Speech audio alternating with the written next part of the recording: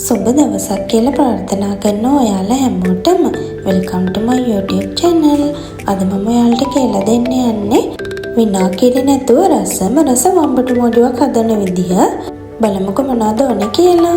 මේකට ඕනේ වම්බටු ටිකක්, රත් ලුණු ටිකක්, අම්මිරිස් ටිකක්, ඉඟුරු සුදු ලුණු ටිකක්, කරපිංච ටිකක්. ඒ වගේම හාල් මැස්සු ටිකක්.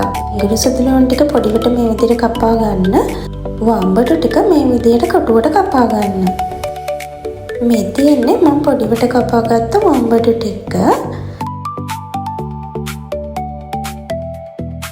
දැන් මේ වම්බටු ටිකට ලුණු කුඩු ටිකකුයි කහ කුඩු ටිකකුයි එකතු කරලා අතින් හොඳින් කලවම් කරගන්න.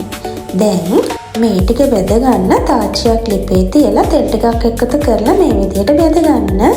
මේ තියෙන්නේ රන්වන් පාට වෙනකම් මම බෙදගත්තු වම්බටු ටිකයි ලුණු ටිකත් ලාවට බෙද ගන්න. මේ රටකටු ටිකුත් මේ විදිහට බෙදගත්තා. හාල් මැස්සු ටිකත් බෙද ගන්න. දැන් මෝඩු එක හදාගන්න අවශ්‍ය භාජනයක් ලිපේ තියලා මේ විදිහට තෙල් ටිකක් එකතු කරගන්න. දැන් තෙල් ටික රත් වීගෙන එද්දී අබෑට ටිකක් මේ විදිහට තෙල් එකට එකතු කරගන්න. ඊළඟට චූටියට කපාගත්ත ඉඟුරු සුදු ලුණු ටිකක් මේ විදිහට තෙල් එකට එකතු කරගන්න. මේ වෙලාවේදී හොඳ සුවඳක් එනවා. ඒ වගේම මෝඩු එකට හොඳ රසයකුත් එකතු වෙනවා. මේ වෙලාවේදී කරපිංච ටික, අම්මිරිස් ටික, ලාවට බෙදගත්තු රත්තරණු ටික මේ විදිහට තෙල් එකට එකතු කරගෙන මිරිස් කුඩු ටිකකුයි, ගම්මිරිස් කුඩු ටිකකුයි මේ විදිහට එකතු කරගන්න.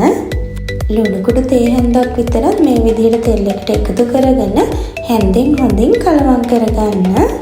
මේ වෙලාවේදී ලිපේ ගින්දර හොඳින් අඩු කරලා තියාගන්න ඕනේ. නැත්නම් මෝඩු එකට තිත්ත රසක් එකතු වෙන්න පුළුවන්.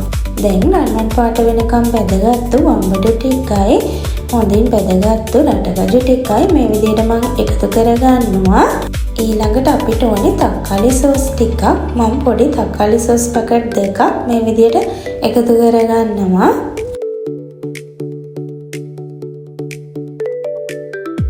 දැන් මේ ටික හොඳින් හැන්දෙන් කලවම් කරගන්න තමයි තියෙන්නේ.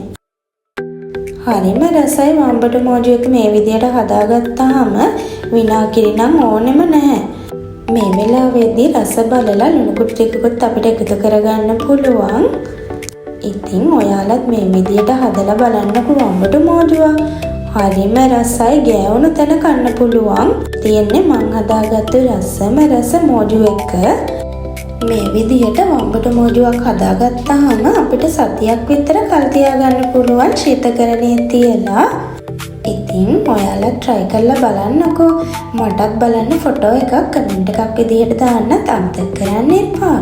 මේ වගේ වීඩියෝ ගොඩක් මගේ YouTube channel එකේ තියෙනවා. ඒ වගේම බලන්න මම කිහිපයක් description එකේ දාන්නම්. ඉතින් ඔයා මේ වීඩියෝ එකට කැමති නම් like එකක් දාලා කමෙන්ට් එකක් දාලා තව කෙනෙකුට බලන්න share පාරකුත් දාන්න. වීඩියෝ එක බලපු ඔයාලා හැමෝටම ආදරේ.